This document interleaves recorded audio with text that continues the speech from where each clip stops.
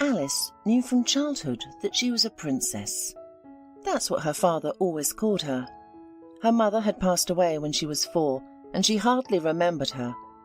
Her father now gave all the love and care that was previously intended for his wife to her, his little princess. The girl was growing up, accustomed to never refusing anything. Travelling abroad became a habit. During geography lessons at school, when the teacher asked about the Egyptian pyramids, the majestic Taj Mahal in India, or the picturesque canals of Venice, Alice would raise her hand and say, "I've been there, and I've seen it all with my own eyes." It was commonplace for her father to take her on weekend trips to the Indian Ocean, or to have breakfast somewhere in Paris. Alice was used to airplanes, constant flights and changing time zones. She felt at home in any foreign country, and by the age of 10 she was already fluent in French, Spanish, and had a basic understanding of Chinese. Her father hired the most expensive tutors for her, often native speakers. But the best school was still conversational practice. No textbook, no lesson could teach as much as walking through the streets of Barcelona, Paris, or Shanghai. From childhood, Alice had many nannies and governesses, but of course they could not replace her mother. Her father was tormented by guilt and constantly brought her expensive gifts.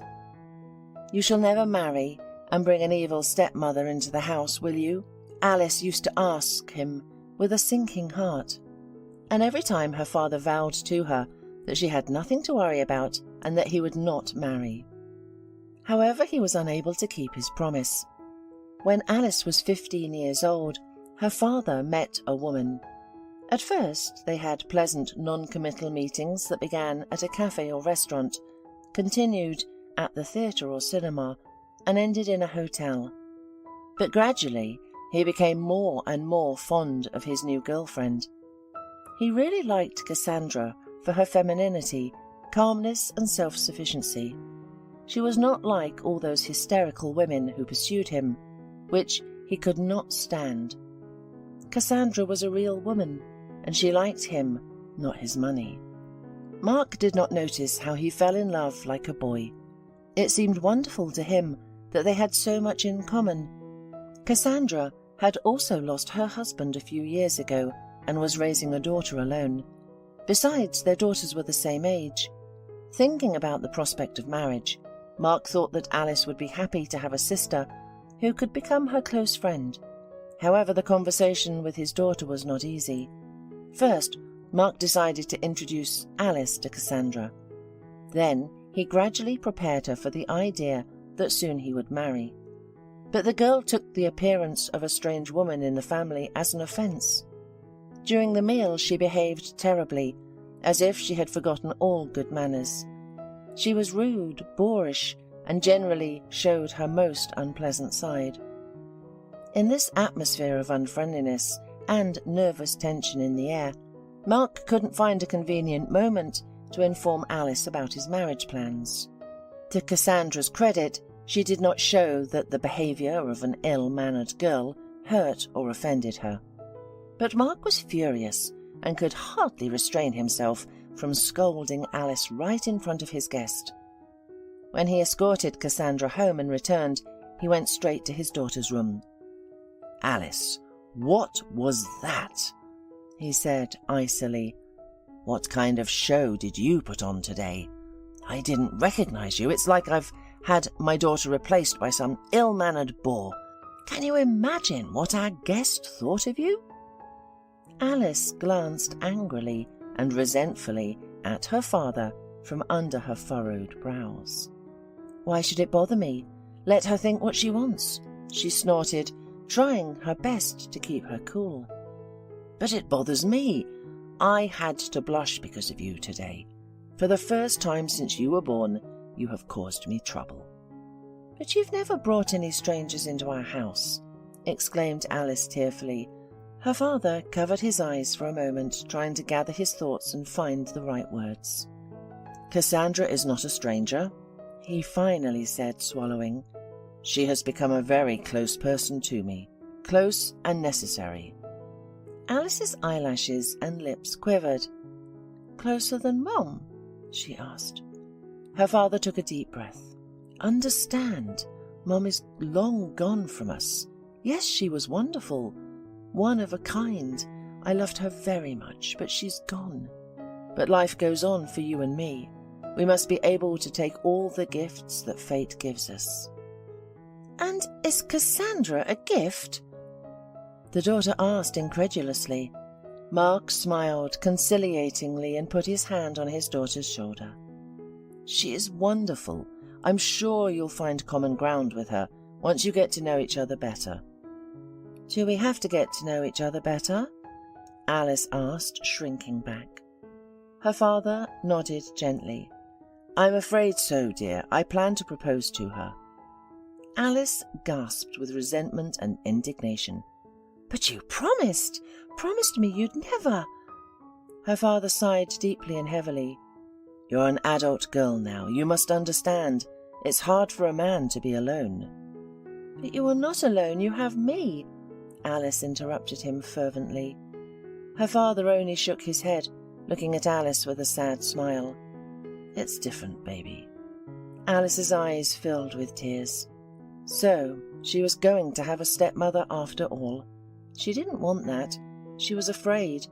And then the father finally upset Alice. "By the way, Cassandra has a daughter. She's 15, like you. After the wedding, she'll live with us too. Of course." Alice clutched her eyes and rushed out of the room. This was too important and serious news to digest so quickly. Looking after his daughter as she ran away, her father sighed. Well, of course he did not imagine the conversation with Alice like that, but still the worst of it was over. The main thing, he told her. Now all she has to do is accept it. He tried hard to believe that Alice's heart would soften and that she would change from anger to mercy. He had hoped that there would always be peace and quiet in his family. How mistaken he was. After the wedding, Cassandra and her daughter Tracy moved in with Mark and Alice. And Alice did not like Tracy at first sight. She was too arrogant a girl who acted as if she were a queen and everyone around her were her slaves. The most disgusting thing was that her father, apparently trying to please Tracy, rushed to fulfill any whim or wish so that she didn't feel like a guest or stranger at his house. Alice, of course, did not like it all very much. She was jealous of her father's relationship with someone else's girl, jealous of his new wife, and, in general, often felt unnecessary in her own home. She understood that her father was between two fires, trying not to spoil the relationship with her while building a relationship with the new family members. She understood, but she didn't want to make it easy for him. If before she and her father rarely quarrelled, now conflicts broke out quite often, and sometimes completely out of nowhere. The father began to complain to his wife about his own daughter, and the woman, playing the understanding, delicate wife, only smiled wisely. "But what do you want? Honey, it's just the age of transition. Sooner or later it will pass."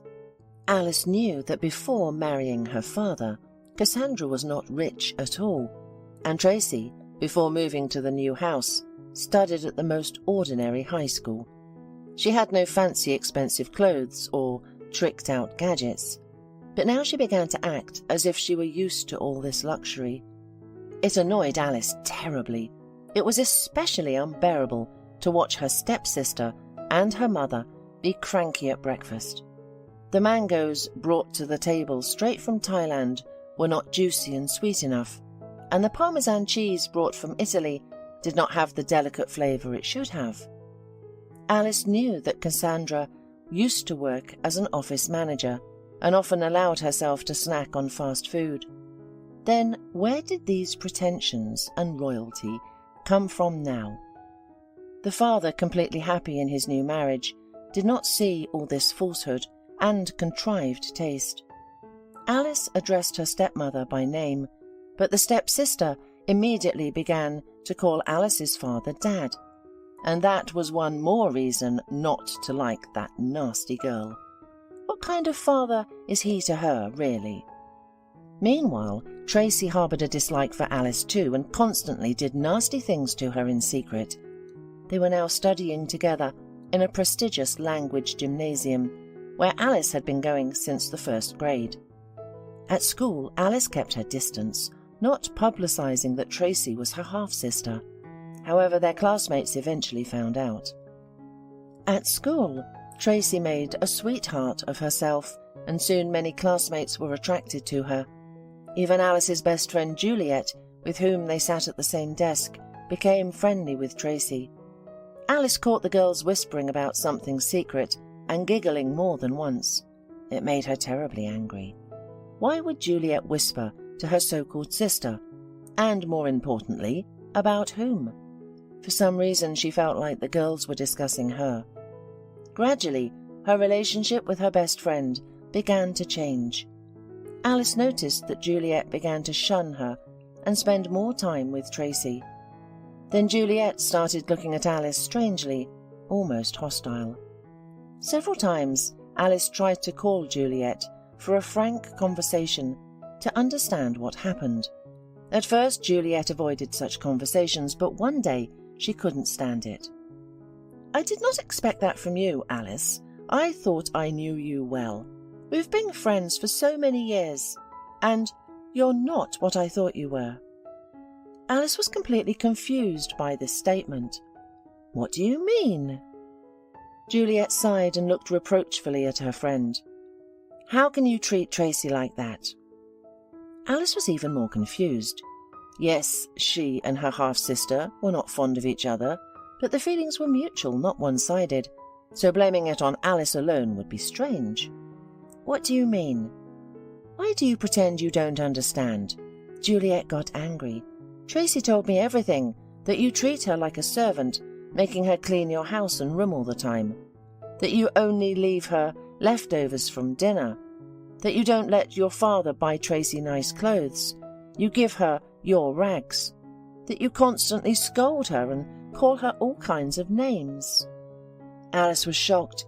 She thought she had misheard, or that Juliet was delirious. "Where did you get that from? Why on earth would I behave like that? I'm not a monster." Juliet shook her head. "Because you're just jealous of your father. You're angry that he loves Tracy as his daughter. You're used to the whole world revolving around you," Juliet sternly noted. "Tracy told me all this under a terrible secret, but she did not complain. She just shared her suffering. Shame on you for hurting a poor girl like Tracy." Alice did not even have an immediate response. "It's all lies," she finally squeezed out. "Lies from beginning to end. I don't forbid my dad to buy clothes for her. He's completely renewed her closet. What kind of rags are we talking about? And we eat together at the table. What kind of leftovers does she get? It's nonsense. And it's nonsense that I make her do the cleaning. We have a housekeeper." Alice thought she had explained everything to Juliet clearly and understandably, but the girl only sighed sadly and shook her head. "That's what Tracy said. She knew you would deny it. So she asked me not to tell you that I know everything. But I just can't keep quiet because of such a terrible injustice. Alice, when did you manage to become so callous and cruel?" Alice was ready to cry. "Can't you hear me? I'm telling you it's all lies. Why do you believe? Me, with whom you've been friends for years? Or some liar you don't know, who is happy to try to blacken me in your eyes?" Juliet shrugged. "Why should she lie? She has no motive to make you look worse than you already are." "So, did you take her word for it so easily and feel for her pathetic fairy tales?" Alice said it bitterly. Juliet didn't answer anything.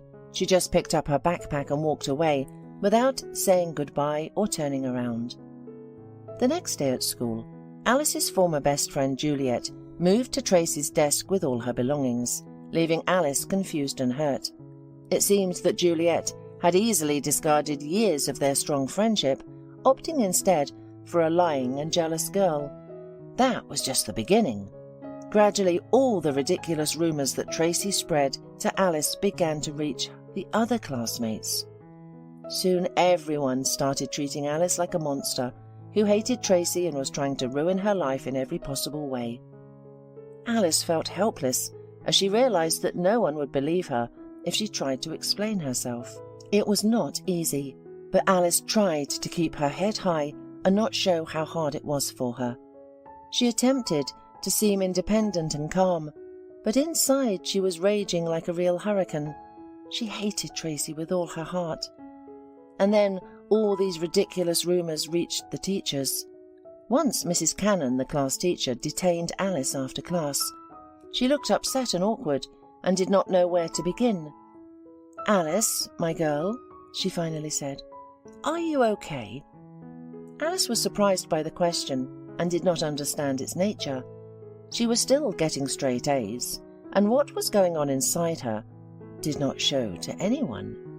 Did Mrs. Cannon really see the sadness in her eyes? "Yes, I'm okay," she answered cautiously. "And why do you ask?" "I'm worried about your sister," said the teacher with a sigh. She didn't prepare her homework again today.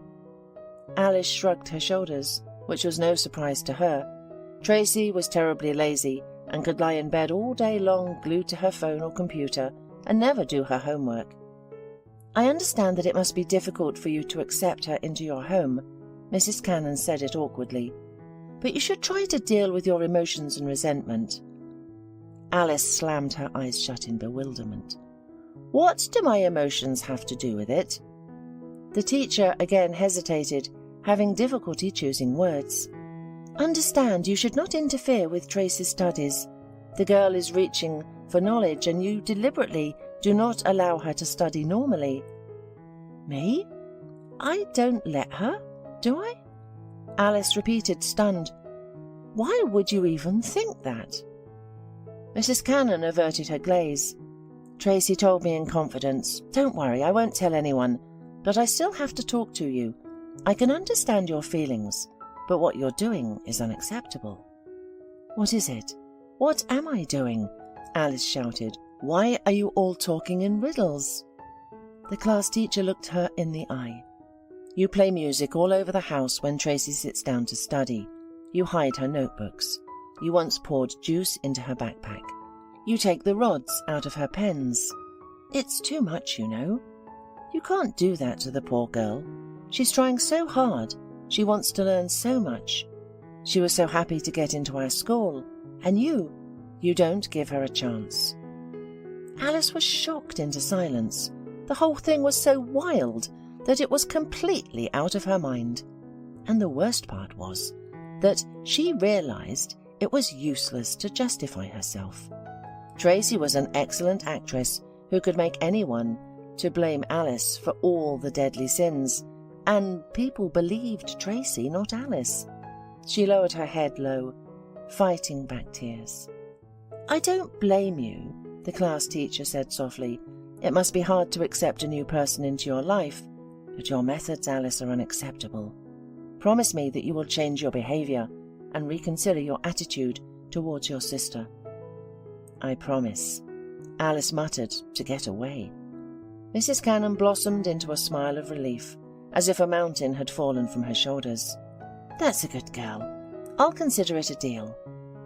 Alice was so desperate because of all these intrigues and accusations against herself that she even dared to address her father. "Dad, can I transfer to another school?" Her father's eyebrows rose in surprise. "Why, Alice?" he inquired. "I don't like it there," she replied vaguely. Alice realized it was useless to tell her father the truth. He wouldn't believe her, just like no one at school. But disliking the school isn't a serious argument at all. If you actually had some valid reason, then... "So your own child's peace of mind isn't a good enough reason for you, is it?" exclaimed Alice. Her father touched her cheek affectionately and said, "Alice, I understand that you must be tired because of the workload at school, but understand that you only have 2 years to study. After that, you'll need to enter university. Your school is the strongest in our city and one of the strongest in the country. Transferring you now to another school means cutting off your future with your own hands. Do you understand me?" Alice sighed heavily. She couldn't tell her father the truth, and what he told her was fair. There was nothing to object to. "Well," he ruffled her hair playfully, "shall we leave it as it is?" Alice nodded resignedly and said, "We will." "Good," rejoiced her father. However, Alice couldn't leave things as they were. At night, she snuck into her stepsister's room. As usual, she was lying on the bed with a tablet and headphones. Her eyes were closed and she was enjoying the music, unaware of the clouds gathering over her head. When she got close to the bed, Alice unceremoniously yanked the headphones off her head. Shrieking in surprise, Tracy opened her eyes and stared at the uninvited guest. "Are you completely crazy?"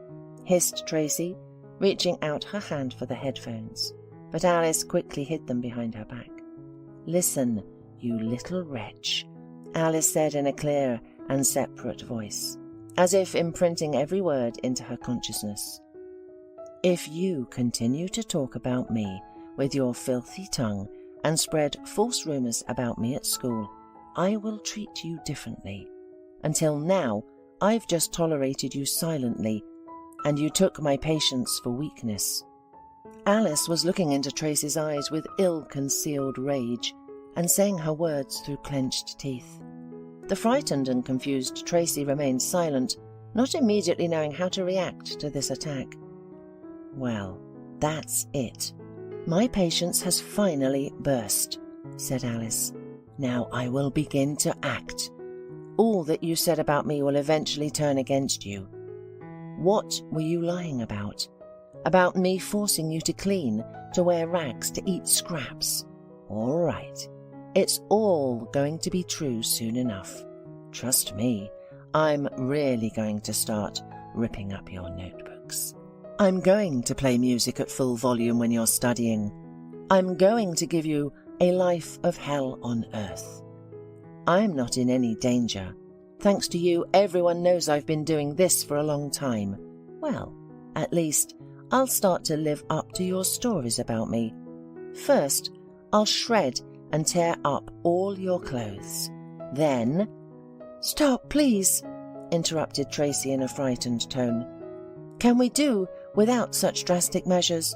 I was misunderstood. I was just trying to make a joke. I didn't mean anything bad. Honestly." "Really?" Alice grinned, folding her arms across her chest. She didn't realize that victory would come so easily to her. Tracy turned out to be a common coward, like all liars in general.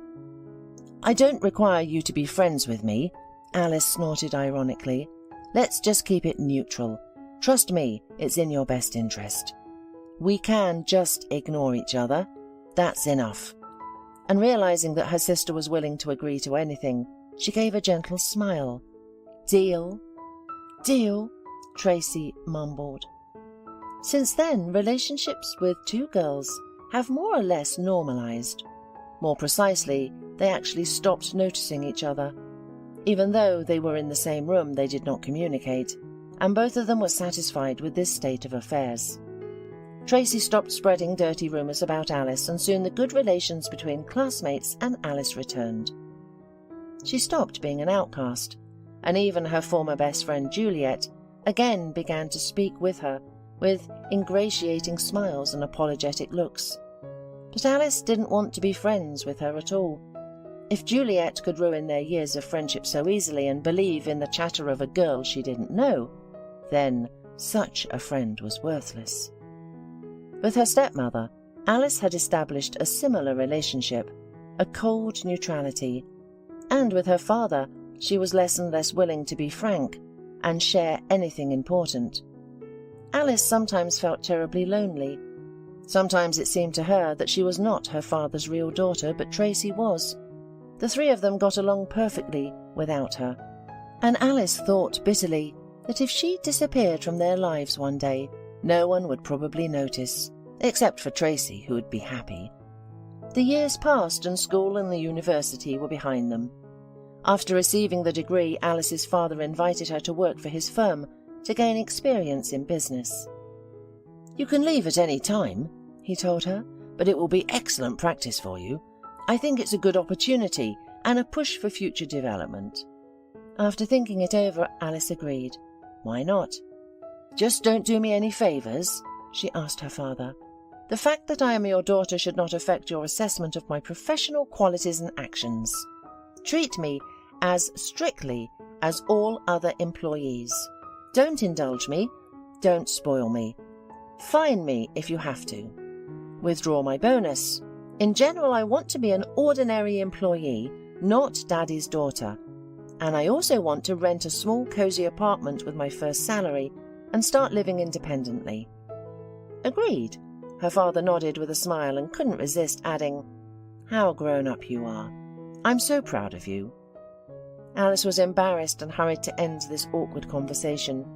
She had not had a heart-to-heart talk with her father for a long time. Fortunately, she didn't have to deal with Tracy in her father's office, since her profession wasn't related to business. Tracy believed her element was art.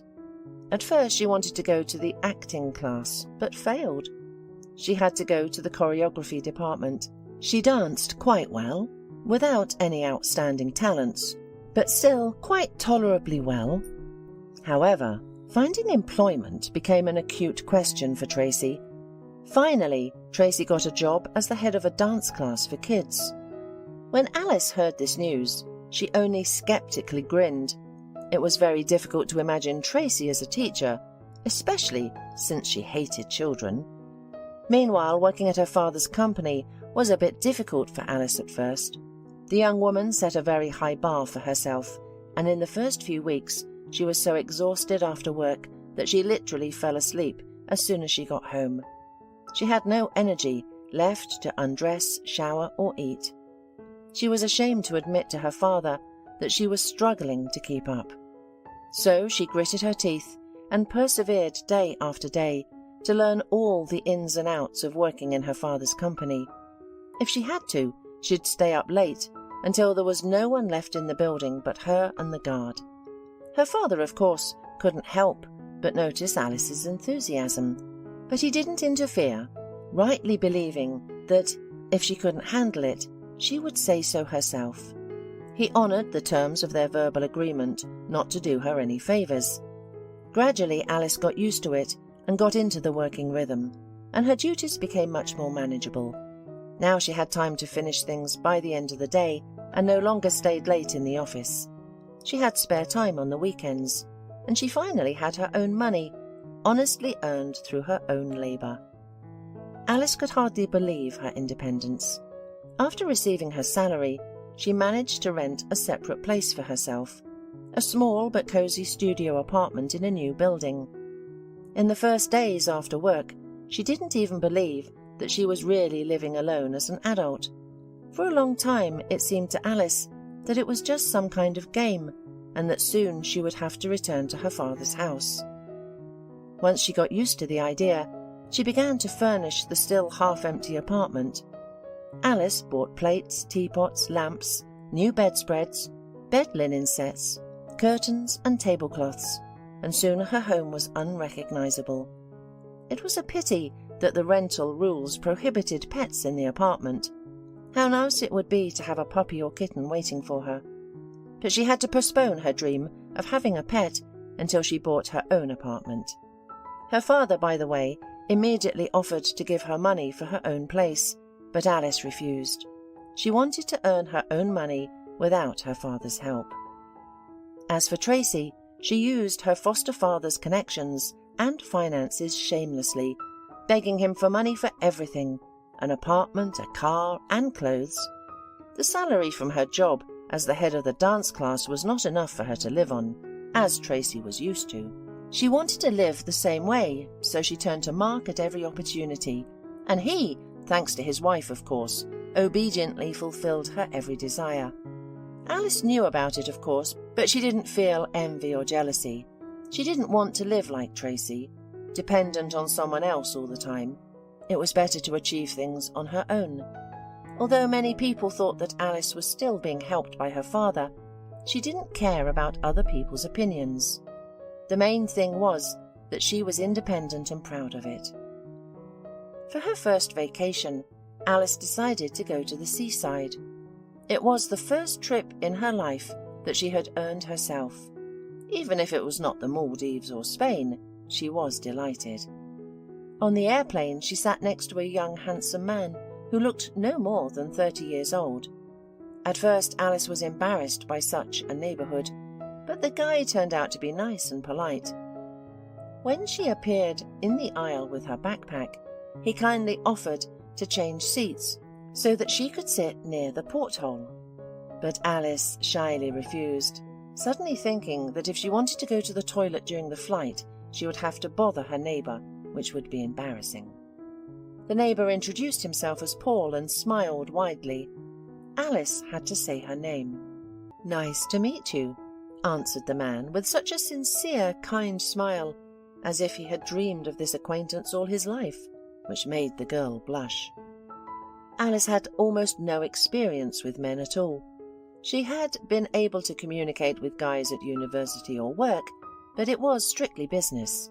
Sometimes one of them tried to ask her out on a date, but Alice always refused under some plausible pretext. She was bored.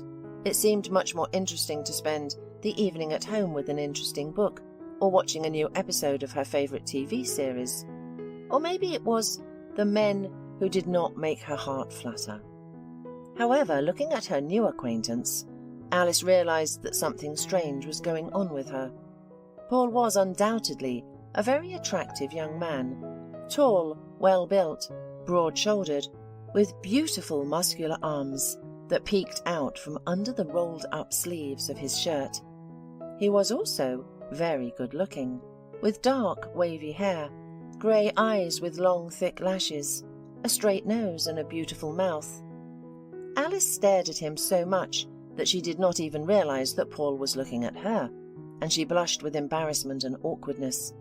However, Paul did not give away his reaction. He continued chatting with the girl as if nothing had happened, and soon she forgot her embarrassment. "Are you going on vacation?" he asked. "Is this your first time in Turkey?"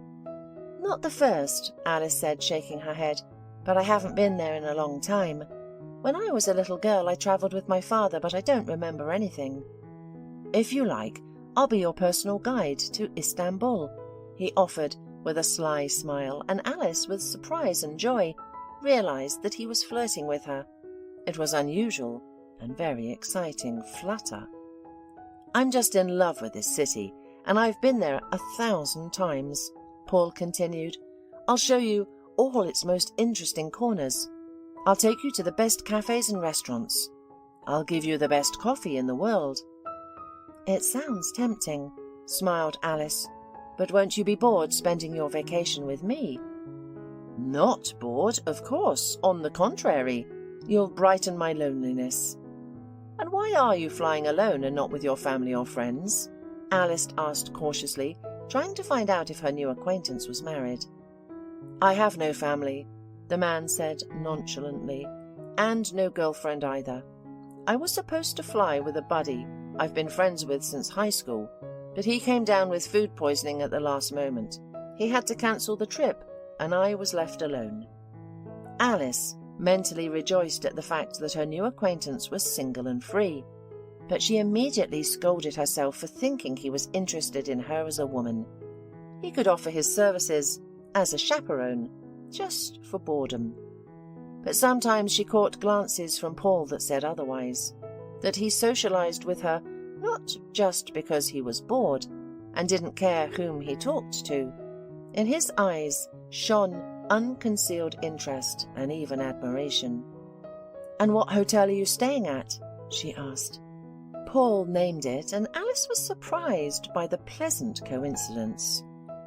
"It's fate, no other way," said Paul, looking at her so penetratingly that she blushed. Her new acquaintance had indeed arranged an unforgettable tour of Istanbul for her. The first night after her arrival, he took her to dinner at one of the most expensive and prestigious restaurants, overlooking Golden Horn Bay. The restaurant was open air and located at a great height, with a view of the Bosphorus in the evening.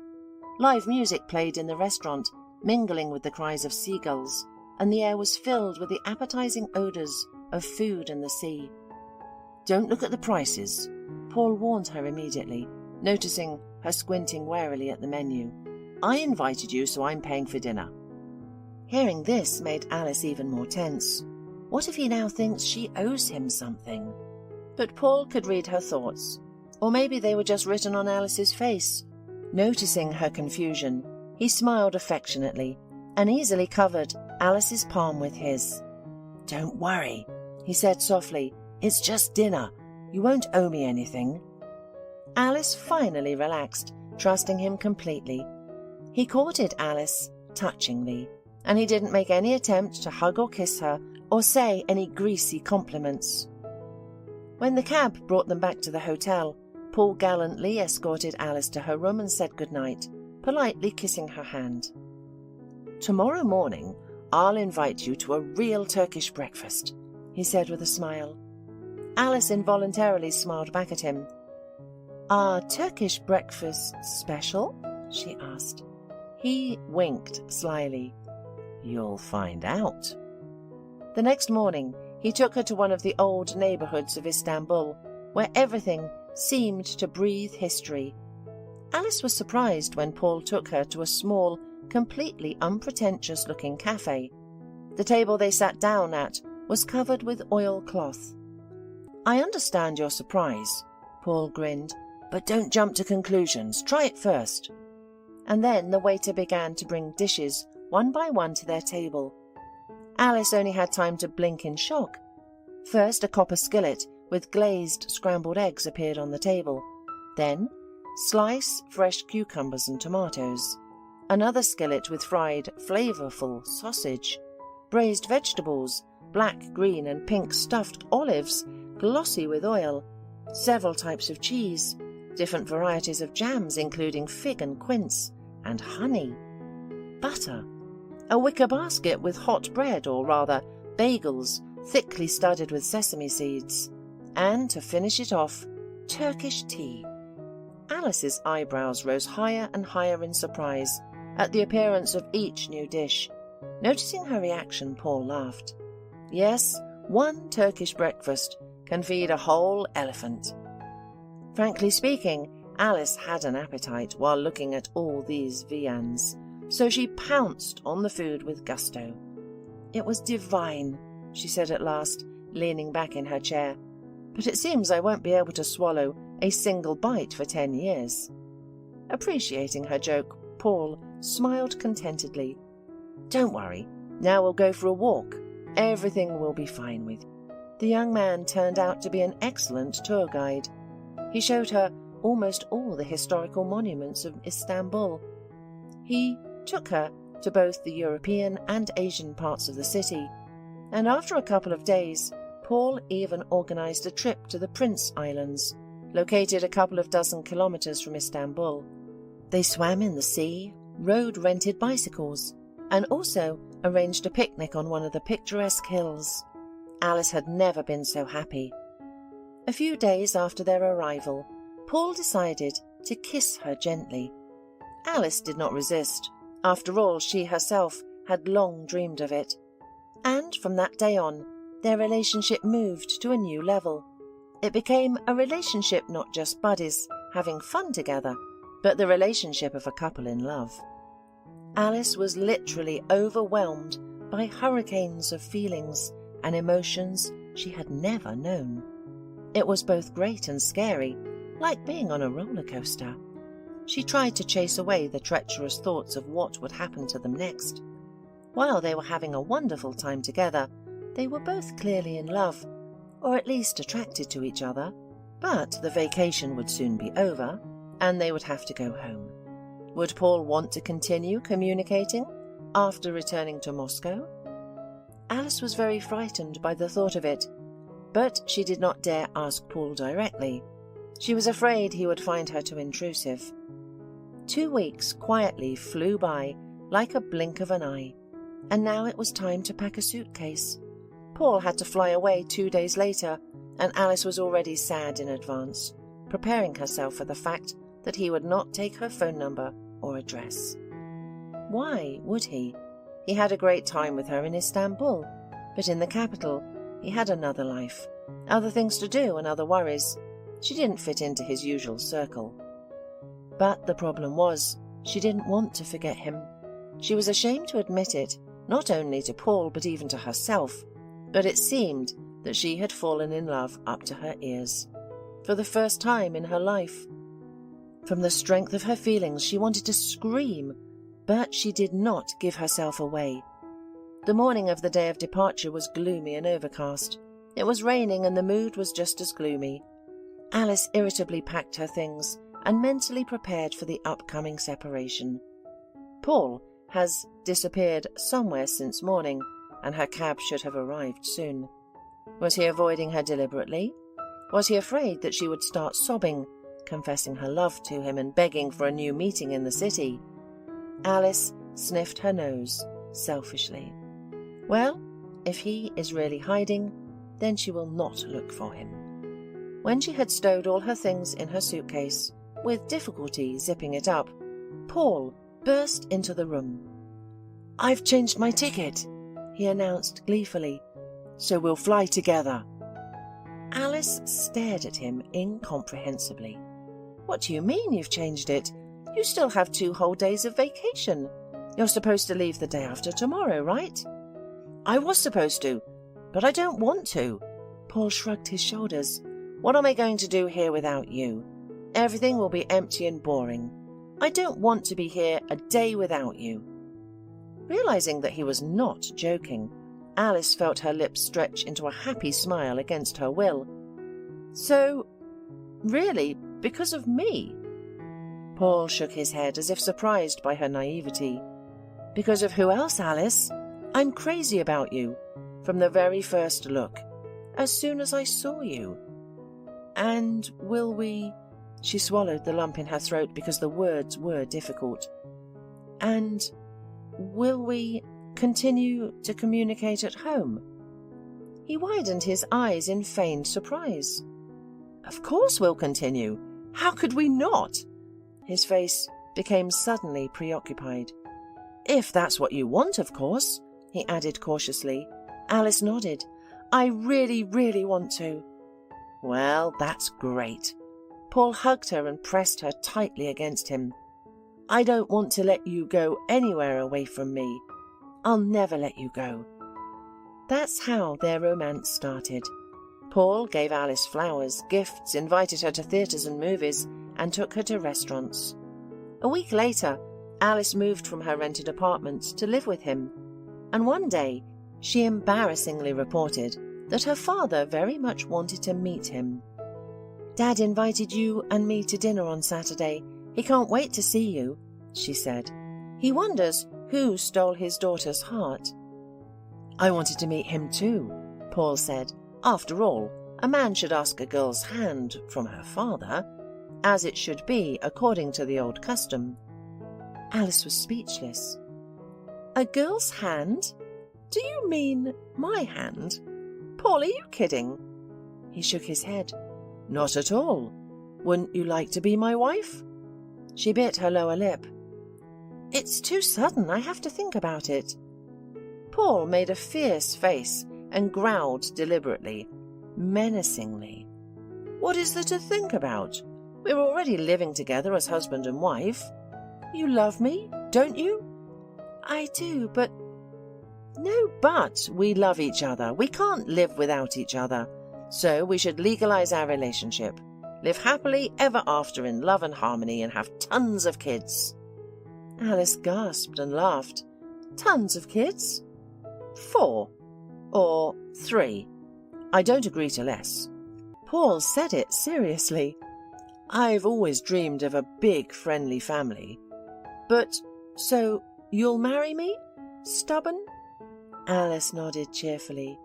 "Yes, yes, and yes again." When they arrived at Alice's father's house and got out of the car, the road was suddenly blocked by a gypsy woman. "Don't go there, beauty," she said, staring at the girl with unblinking black eyes. Alice shivered. She did not believe in all this nonsense, like predicting the future. fortune-telling and other paranormal nonsense, but the gypsy's words suddenly made her uncomfortable. Even a chill ran down her spine. At first she wanted to ignore the insolent beggar and pass by, but still she couldn't resist and asked, "Why?" The gypsy shook her head without taking her eyes off Alice. "Don't go," she repeated. "You will give your happiness with your own hands to someone else's." "What a nonsense," Alice muttered, confused. Fortunately, Paul entered the conversation. "Why are you listening to her?" he asked. "You know that gypsies are clever manipulators. The only thing she needs from you is more money." "I don't need money," the gypsy woman firmly objected and repeated like an incantation, looking at Alice. "Don't go." Paul resolutely took Alice by the arm and led the way, briefly saying to her, "Don't pay any attention to that mad woman." Although Alice persuaded herself that this was all nothing, the mood was slightly spoiled. However, during the family dinner, Alice cheered up and relaxed, completely forgetting about the strange gypsy. Everything went wonderfully. Her chosen one really liked not only her father, but even her stepmother and stepsister. Paul solemnly and officially asked Alice's father for her hand, and the father even shed a tear, giving his consent and blessing. Tracy was drenched with jokes and witticisms. Alice did not recognize her. "You have a very nice sister," Paul whispered in the bride's ear. "You told me that your relationship is not good.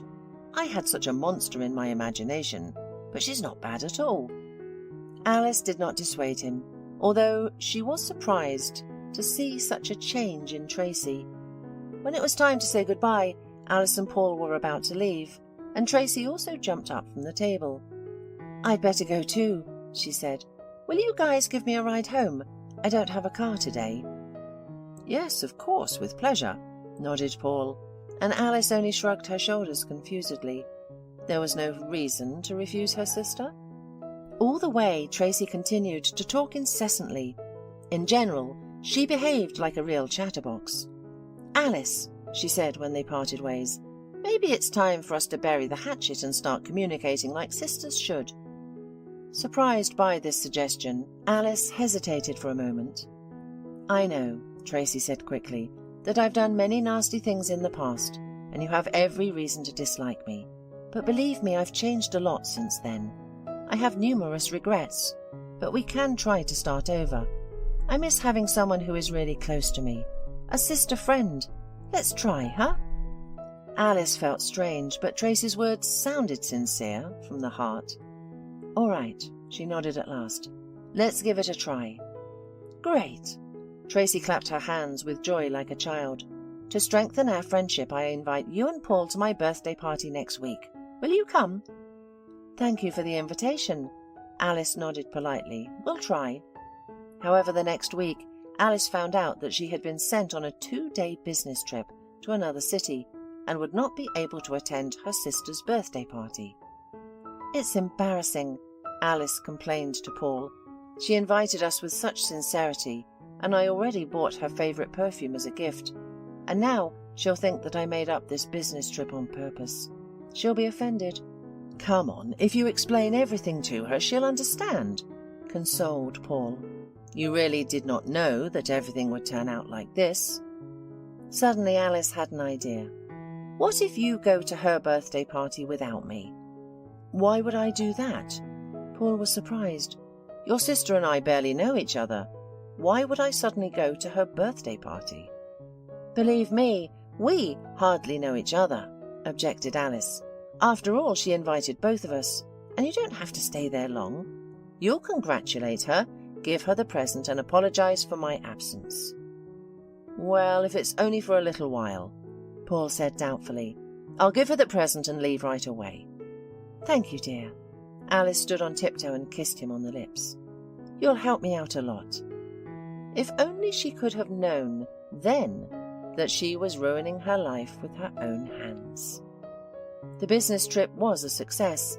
Alice coped with all the work and was satisfied with her successes. She missed Paul terribly. She couldn't wait to hug him after a short separation, which seemed like an eternity to her. She called him yesterday to find out how her sister's birthday was, but Paul didn't pick up the phone, and then his phone was disconnected. It wasn't like him at all. Usually he was very responsible, but Alice consoled herself that the celebration must have been delayed yesterday, and when he got home, he was so tired that he forgot to charge his phone and went to bed. Well, I'll scold him now, thought Alice, going up in the elevator, unable to hold back a smile. He made me worry. She carefully inserted the key into the keyhole, imagining how surprised and happy her lover would be. She wasn't due to arrive until the evening, but she had managed to finish her work early. It would be a surprise to Paul, but it turned out that the surprise was for her. Alice stepped carefully into the apartment, trying not to make any noise so as not to wake up Paul before it was time and not spoil her idea. For a second she thought that the apartment smelled like someone else's perfume, the same perfume that her sister adored. But Alice still did not suspect anything and boldly opened the bedroom door. When she did, she staggered back as if she had been slapped. Paul and Tracy immediately caught her eye as she entered the room. Both were completely naked, and Tracy's head was nestled on Paul's chest. Alice couldn't remember how she left the apartment, how she rode the elevator, and how she ended up on the street. She just rushed forward, not caring about the road. The terrible image of Paul and Tracy, with Tracy's hair strewn across his chest, still stood in front of her eyes. The question, how could he, kept knocking at her temples. She didn't even consider the idea of Tracy's betrayal, as if she subconsciously expected such meanness and nastiness from her. But Paul, had he fallen for all of Tracy's cheap tricks? Was he so primitive that it was so easy for him to get into bed with Tracy during Alice's absence? But then their relationship was worthless. Alice convinced herself that it was for the best that she found out about Paul's infidelity now, before the wedding. It would have been much worse if it had happened after they got married and had children. But when she remembered how she and Paul had dreamed of a big family, she couldn't stand it and burst into tears. Why did he do that to her? Why? It was a stroke of luck that Alice had not yet vacated her rented apartment. She had paid for it 6 months in advance. At least now she had a place to live. Of course, she didn't even consider the idea of going home to her father. Suddenly, Alice was seared with shame. How could she admit to her father that there would be no wedding, that Paul cheated on her, and with whom? With Tracy. At home, after coming to her senses and drinking a sedative, Alice wrote Paul a message. I saw you with Tracy. It's over between us. If you have even a little respect for me, don't try to meet me anymore. I will never forgive you. She immediately put Paul on the blacklist, so he could not write or call her anymore. Alice spent a few days locked up in her rented apartment, not responding to numerous doorbells. She guessed who it was that might have been calling and knocking, but she didn't want to see him. Never in her life. She called work and told them she was sick. Alice kept to herself, ordered groceries through delivery, and before opening the door, she looked carefully through the peephole to see if her unfaithful lover was lurking behind the courier's back. A couple of times, she saw Paul's car under her windows. He had come to see her, apparently to talk to her. For hours, he would hang around the windows, calling and pounding on the door with his hands and feet. But she still wouldn't open the door. Tears ran down her cheeks when she heard him calling from behind the door. Alice, please, open up. Let me explain, please. But she didn't react or give in to the provocation. Eventually, one day, when Paul was banging on the door, a neighbour came out on the landing and threatened that if he didn't stop, she'd call the police. One day, Alice's father came to visit. Daughter, open up, it's me. He wrote her a message. She opened the door incredulously, checking to see if he was tailed. I'm alone, her father said, raising his hands. Alice stepped aside, allowing him to enter. Her father followed her into the room and sat down on the edge of the couch, staring at his daughter with a worried look. "Are you eating anything?" he asked, concerned at the sight of her gaunt face with black circles under her eyes. Alice shrugged indifferently. "I'm eating something, I think." She didn't really remember. Her father shook his head, looking at her with sincere compassion. "You can't do that, Alice. You'll endanger yourself." Alice took a deep breath. "You already know?" she cautiously asked her father. He looked away. "Yes, I know, and I have something else to tell you. Tracy is pregnant. She's going to marry Paul soon. I'm sorry, but there's nothing I can do about it." The wedding day came. Alice wasn't invited, but she knew the date. It was the day when all her dreams, hopes, and faith in people finally died. Alice couldn't help replaying an imaginary wedding ceremony in her head over and over again. Each time it got worse and worse. But if only she knew what had happened at the wedding. When the wedding procession arrived at the registry office, a gypsy woman suddenly appeared and blocked the bride and groom. She stood in front of them and raised her hand, as if ordering them to stop. Everyone froze, unsure how to react. "Honey, let's go," mumbled Tracy, clinging to her fiancé's elbow.